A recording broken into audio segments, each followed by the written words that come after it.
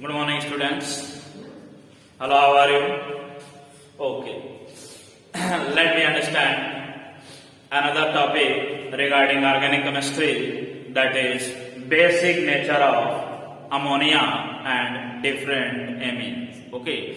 This topic mainly covered in chapter organic compound containing nitrogen. So you know very well about the nature of ammonia, that is ammonia is a weak base, but how it can explain it act as weak base or base. Okay. So the heading is basic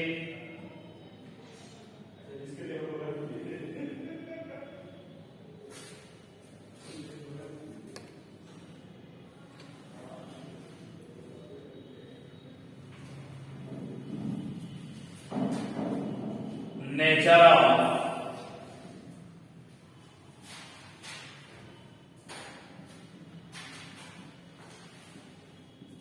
amines.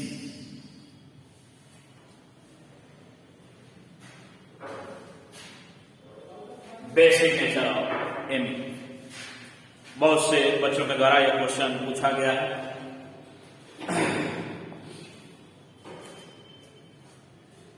The amines are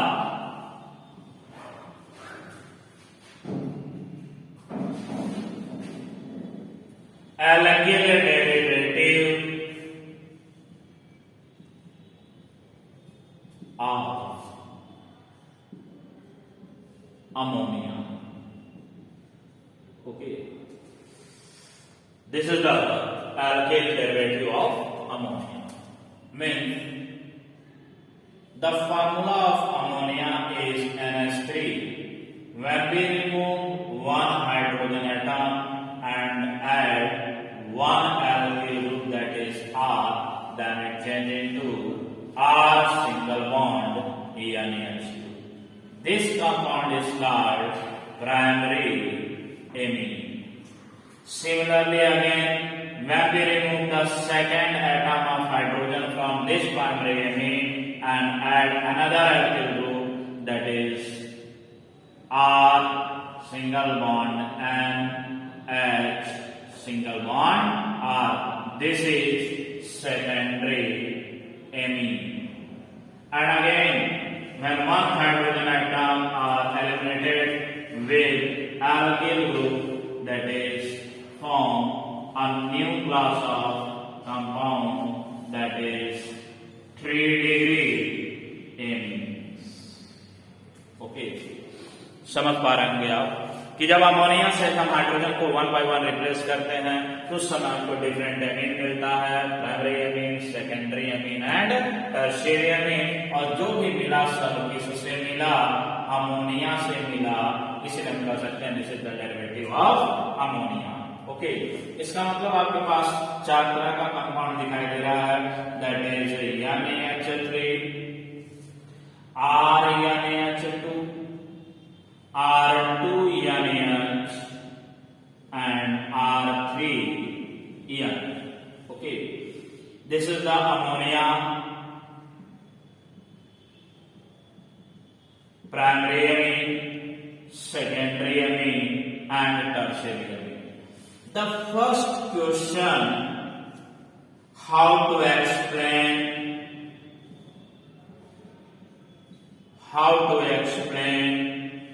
basic nature, कैसे explain करेंगे basic nature?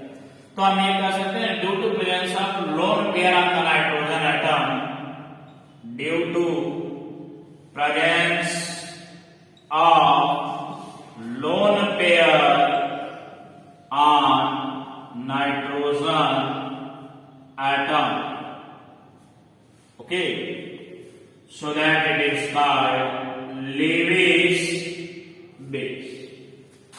Okay, Lewis के according बोला गया कि किसी भी central atom पर यदि लोन पेयर है या कुछ समय के लिए इलेक्ट्रॉन दूसरे को शेयर कर सकता है तो ऐसे कंपाउंड को या ऐसे एटम को हम क्या बोलते हैं? बेसिक।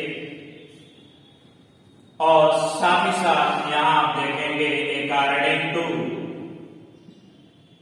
लॉरी एंड ब्रॉन्स्टेड, या कह सकते हो अकॉर्डिंग टू ब्रॉन्स्टेड कॉन्फैक्ट, जो कि ज्यादा इंपॉर्टेंट है। यहां से क्वेश्चन आपको दिखाई देगा According to constant when NaCH3 dissolve in water, या ये भी कर सकते हैं ammonia react with water to form ammonium ion that is NH4 positive charge plus OH negative.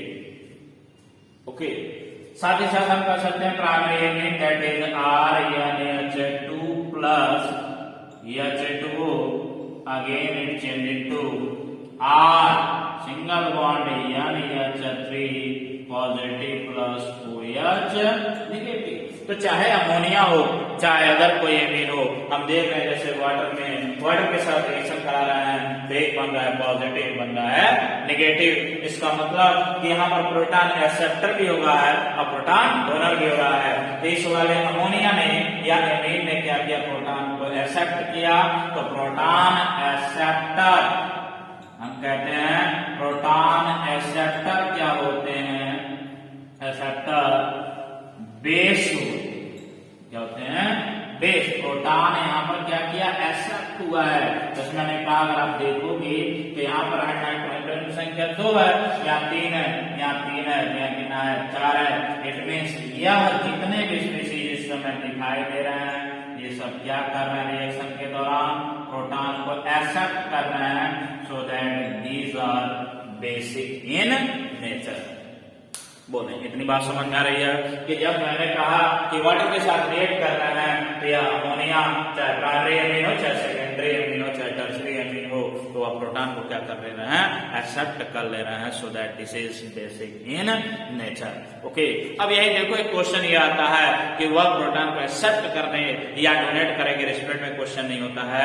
यहाँ dissociation constant that is KB and BKB के form में question देता है। दे दिया का 4 तरह का एमीन्स है या 4 तरह का कंपाउंड है। The value of dissociation constant for such compound is then you find which one is more basic. Value दे दिया गया है, अब पूछा जा रहा है कौन बेसिक है या कौन वीक है। साथ ही कर सकता है find out the correct order या write the correct order of the basic strength of different amines. Okay, तो ऐसे क्वेश्चन को सॉल्व करेंगे, कैसे करेंगे, see here we concentrate on this type of question.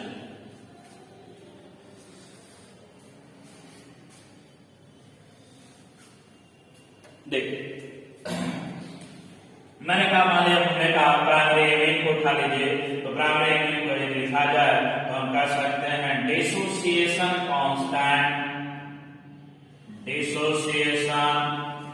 Constant that is Kb हो जाएगा, that is Kb equal to active mass of amine, active mass of ammonia that is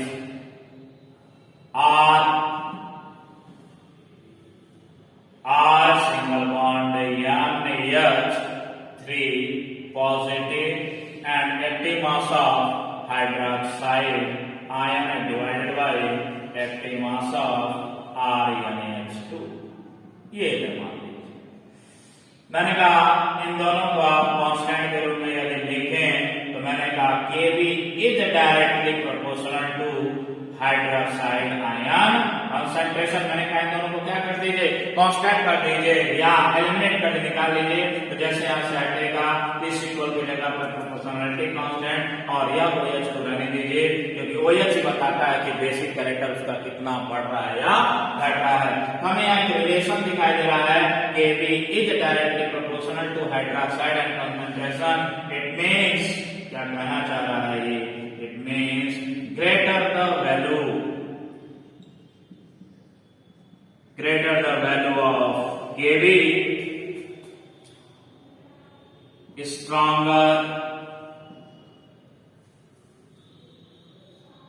stronger in basic strength। Okay, जितना ज्यादा Kb की value होगा उतना ही ज्यादा basic strength होगा।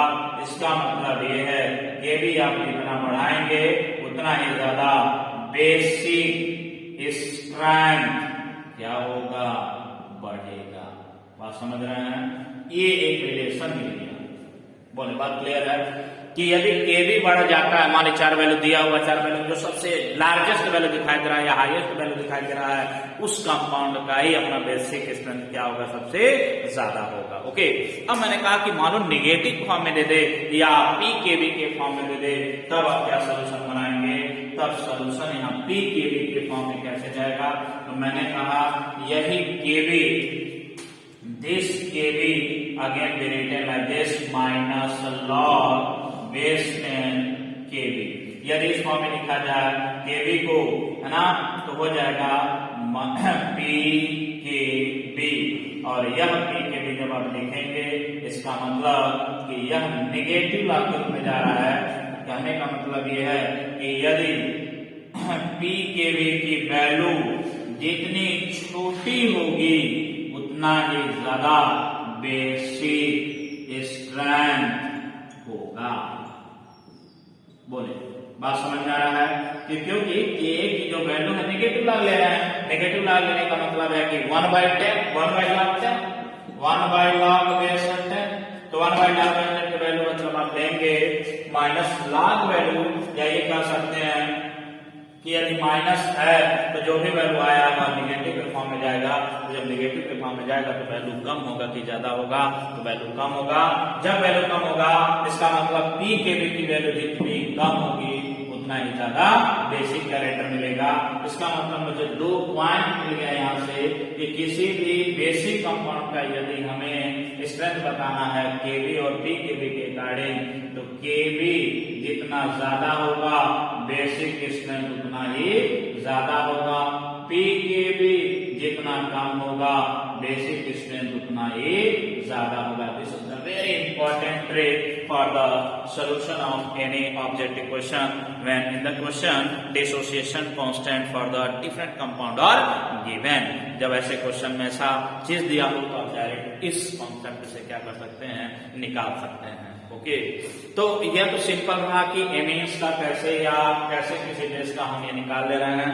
साथ ही साथ यहाँ एक और इम्पोर्टेंट क्वेश्चन ये है कि डिफरेंट एमीन, अब यदि आप देखते हो कि primary amine, secondary amine, tertiary amine में यदि बेसिक स्ट्रेंथ का ऑर्डर पूछा जाए कि कौन ज्यादा बेसिक है, तब आप कैसे एक्सप्लेन करेंगे। बात समझ रहे हैं। मैंने कहा कि primary amine, secondary amine, tertiary amine और अमोनिया में यदि यह पूछा जाए कि कौन ज्यादा स्ट्रॉन्ग है, तब आप कैसे एक्सप्लेन करेंगे।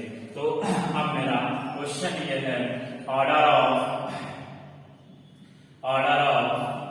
Basic strength, order of basic strength of different amines. Okay, तो पहले तो ये देख लो कौन कौन सा कंपाउंड है। मैंने कहा सामने क्या दिखाई दे रहा है, NH3 which is called ammonia, that is primary amine, secondary amine and third one tertiary amine. Okay, let me consider the example of primary amine, that is this one is ammonia. Primary amine CH3 single bond and H. This one is primary, and CH3 single bond N, single bond CH3 H. This one is secondary amine, and CH3 single bond N, CH3 single bond CH3. This is tertiary amine. Okay, तो हम ये कह सकते हैं कि ऐसे compound का यदि बेसिक स्ट्रेंथ आपको एक्सप्लेन करना है तो दो फैक्टर पे हम या दो कॉन्सेप्ट से एक्सप्लेन कर सकते हैं on basis of inductive effect. कैसे एक्सप्लेन कर सकते हैं?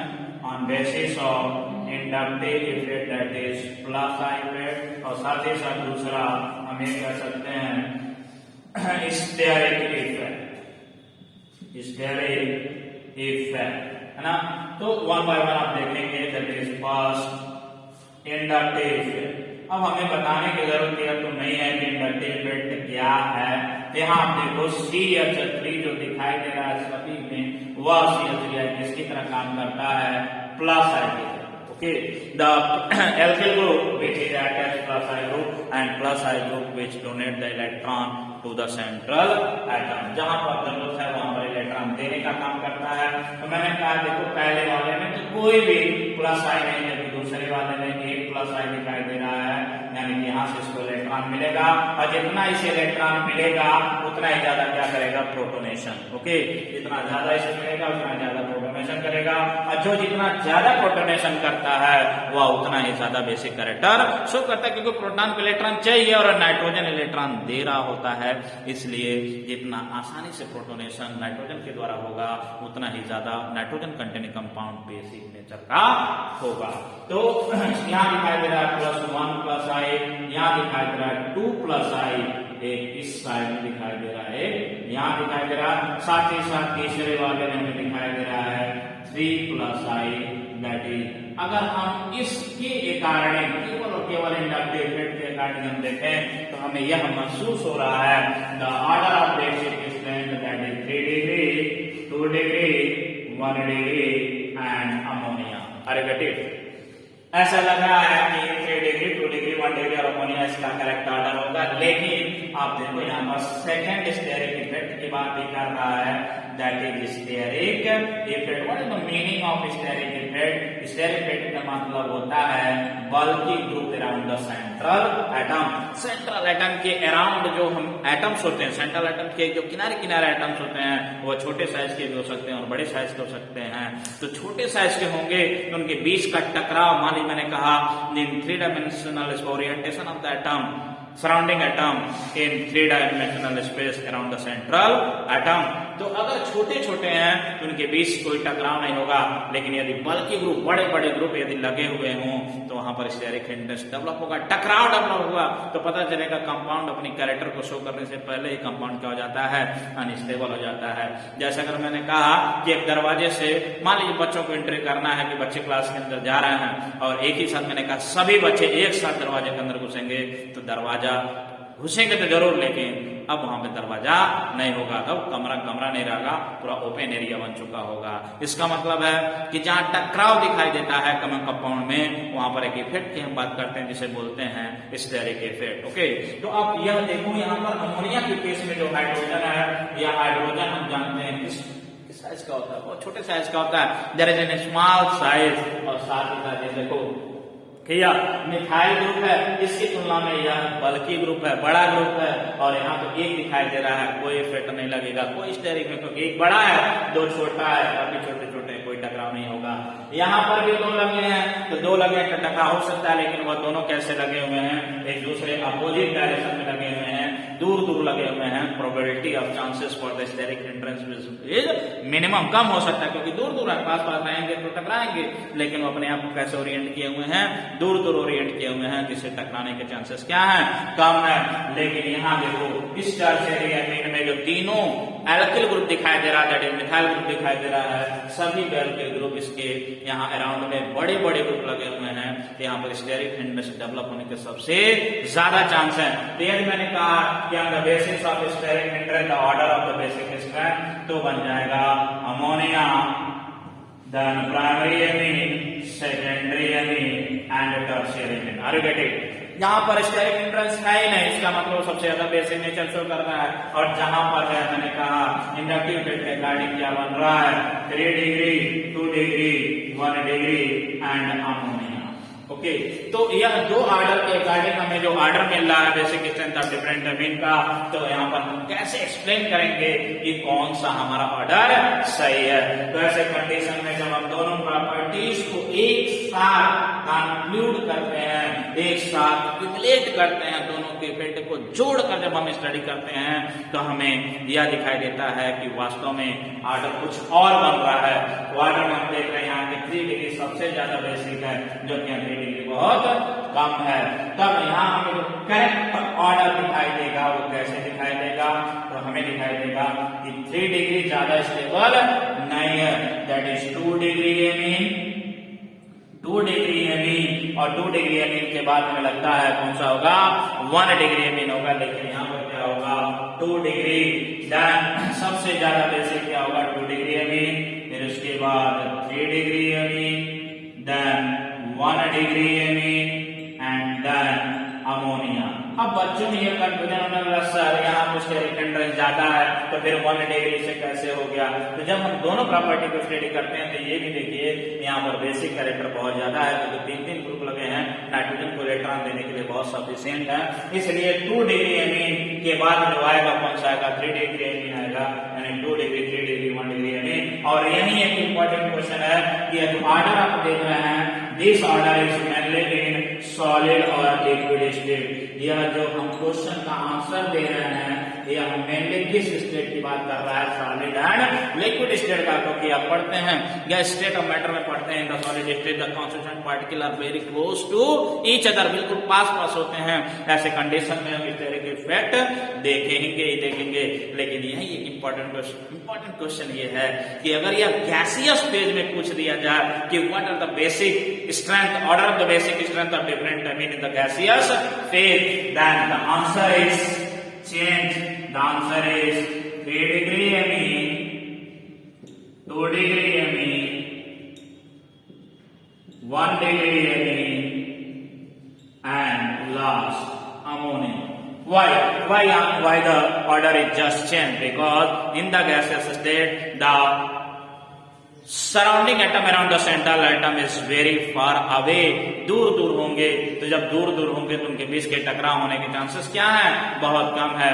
There is the less chance of probability of steric hindrance, so we only can include the plus I effect, that is inductive effect, so that the current basic strength का जो order है, current order of the basic strength among the different amine in the solid state that is 3 degree 2 degree 3 degree 1 degree ammonia, जबकि gaseous state में यह जो page लिखा गया है या किस पेज में या जो ऑर्डर लिखा गया है, किस ऑर्डर में किस पेज में लिखा गया है, गैसियस फेज में लिखा गया है। बोलो बच्चा बात कितना समझ में आ रहा है। तो यहाँ पर आपको दिखाई दिया कि एमीन, जो भी मैंने एमीन लिया सब क्या है, अल्किल एमीन है या एलिफेटिक एमीन है। ओके, साथ ही साथ यहाँ पर एक क्वेश्चन और पूछा जाता है जो कि बहुत ही ज्यादा इंपॉर्टेंट है। क्वेश्चन आपका ये है,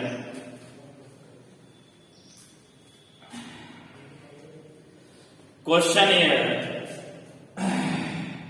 दैट इज CH3 यानी ये कर लीजिए हमने C2H पार्ट को भी कॉमर्शियल कंपाउंड के रूप में जाना जाता है, that is CH3NH2 ethyl amine, और दूसरा कंपाउंड है C6H5 यानी H2 which is called NAD।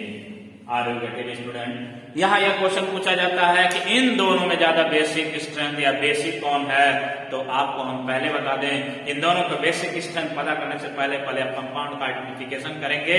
यहाँ पर जो NH3 है, सॉरी C2H5NH2 होगा यहाँ पर, यह जो एमीन कंपाउंड है, यह एमीन कंपाउंड जो N जुड़ा हुआ है वहां पर एल्किल ग्रुप है, जबकि हम यहाँ पर क्या देख रहे हैं, ये एमीन के साथ कौन सा ग्रुप जुड़ा है, बेंजीन ग्रुप जुड़ा है। इसका मतलब एक आपका क्या है, एलिफैटिक एमीन है। क्या है, एलिफैटिक एमीन, और दूसरा का क्या है, एरोमेटिक एमीन।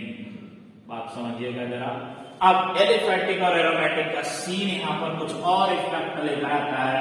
वो इफेक्ट क्या है, कि यदि हम आपसे सिंपल पूछें कि विच वन इज मोर बेसिक, कौन ज्यादा बेसिक होगा, तब आप क्या कहेंगे, कंफ्यूजन होगा।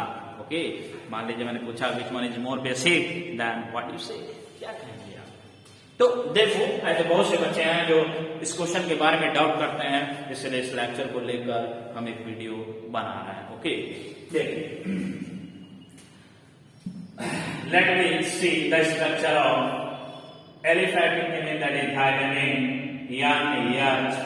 H सिंगल बॉन्ड CH3CH2, या ये कह लीजिए सीधा C2H5। ओके, ये दूसरी तरफ मैंने कहा C6H5 that is benzene ring, in the benzene ring here double bond is also present.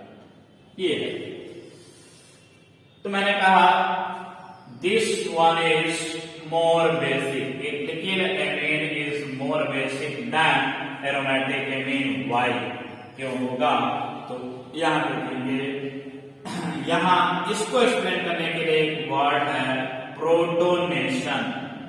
Okay, इन दोनों में जो इजिली प्रोटोनेशन करेगा वह मोर बेसिक कैरेक्टर शो करेगा।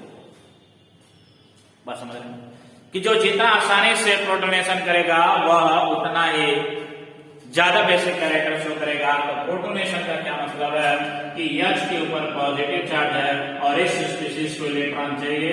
यहाँ नाइट्रोजन ही अपने पास जो लोन पेयर के रूप में रखा है, यह भी इलेक्ट्रॉन यदि इस हाइड्रोजन को दे दे तो वह हाइड्रोजन को जब मिल जाता है, इस प्रोसेस को हम क्या बोलते हैं, दैट इज प्रोटोनेशन। ओके, अब आप देखिए, अब यहाँ पर हम देख रहे हैं कि यहाँ पर किसी भी प्रकार का नाइट्रो, यहाँ पर भी लोन पेयर है, यहाँ पर भी दोनों जगह हमारा क्या हो रहा है, प्रोटोनेशन। लेकिन एक इफेक्ट हम देख रहे हैं, कौन सा, डीलोकेलाइजेशन ऑफ पाई इलेक्ट्रॉन,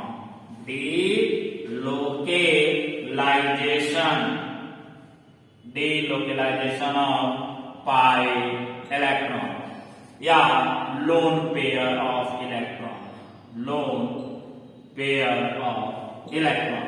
तो ये देखो, यह जो लोन पेयर नाइट्रोजन के समय देख रहे हो, इसके बगल के एटम पे भी कहीं पर भी डबल बॉन्ड दिखाई नहीं दे रहा है, या किसी प्रकार का भी रेजोनेंस या कॉन्जुगेशन है ही नहीं।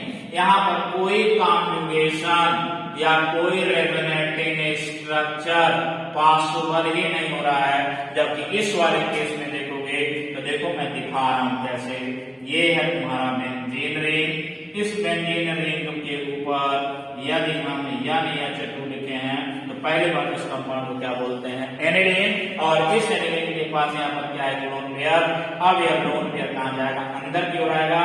जैसे ही यह अंदर की ओर आएगा तो यह बेंजीन रिंग पर स्विच करेगा। तो स्विच करने के साथ देखो क्या बन रहा है, इस नाइट्रोजन पर जैसे ही अपना इलेक्ट्रॉन दे देगा, इसके ऊपर कौन सा चार्ज आ जाएगा, पॉजिटिव। और साथ ही साथ यहाँ पर NH2, यहाँ से यह बॉन्ड टूटेगा और यहाँ पर क्या आ जाएगा, माइनस चार्ज, क्योंकि इलेक्ट्रॉन लेकर आ रहा है, अपने साथ इलेक्ट्रॉन को लेकर आ गया। फिर यह इलेक्ट्रॉन आगे वाले में फिर क्या होगा, स्विच करेगा, बन जाएगा। अब ये वाला बॉन्ड यहाँ से टूटेगा, यहाँ पर दिखाई देगा इलेक्ट्रॉन और यहाँ NaCl2 पॉजिटिव चार्ज। फिर तीसरा जो स्ट्रक्चर दिखाई देगा कुछ ऐसा दिखाई देगा, NaCl2 पॉजिटिव और यहाँ पर माइनस चार्ज, यहाँ बॉन्ड हो गया,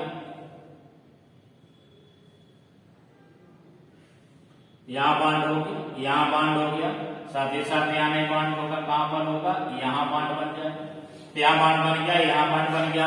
अब यह जो बना, इसके बाद आगे जो जाएगा वह होगा अगेन उस नाइट्रोजन को अपना इलेक्ट्रॉन क्या हो गया, मिल गया, NH2 बॉन्ड ने अपना स्थान क्या किया, बदल दिया। बोल बात समझ आ रहा है। तो मैंने कहा यह जो बना है इसी को क्या बोलते हैं, रेजोनेंस, रेजोनेंस या रेजोनेटिंग स्ट्रक्चर। तो क्या यह रेजोनेंस या रेजोनेटिंग स्ट्रक्चर इस एल्किलाइन में पॉसिबल है, नहीं है। और यहाँ देख रहे हैं कि जो इलेक्ट्रॉन देने का काम कर रहा है उसके ऊपर इस समय कौन सा चार्ज दिखाई दे रहा है, पॉजिटिव चार्ज। पॉजिटिव चार्ज का मतलब उसके मतलब इलेक्ट्रॉन है ही नहीं। जब इलेक्ट्रॉन है ही नहीं तो देगा कैसे किसी। इसलिए the availability for the donation of electron to the nitrogen atom, to the hydrogen atom by the nitrogen atom is less, बहुत कम है। तो जब कम है तो आसानी से प्रोटोनेशन नहीं हो सकता। जब आसानी से प्रोटोनेशन नहीं हो सकता तो वह अपना कंपाउंड बना नहीं सकता। वह अपना जब प्रोटोनेट करेगा ही नहीं, इसका मतलब क्या हुआ, बेसिक कैरेक्टर शो नहीं कर रहा है। जबकि इस वाले में क्या देख रहे हैं कि यह आसानी से अपने इलेक्ट्रॉन को क्या कर दिया, तो पहले से ही पढ़ा, यहाँ पढ़ा, कोई पॉजिटिव चार्ज नहीं है। इसका मतलब this one is more basic. इसका मतलब aliphatic mean that is C2H5 is more basic than aromatic C6H5 and H2. Okay student, any doubt? Okay, so अगले वीडियो में आपको अगला कोई टॉपिक एक्सप्लेन कर दिया जाएगा। Okay, thank you.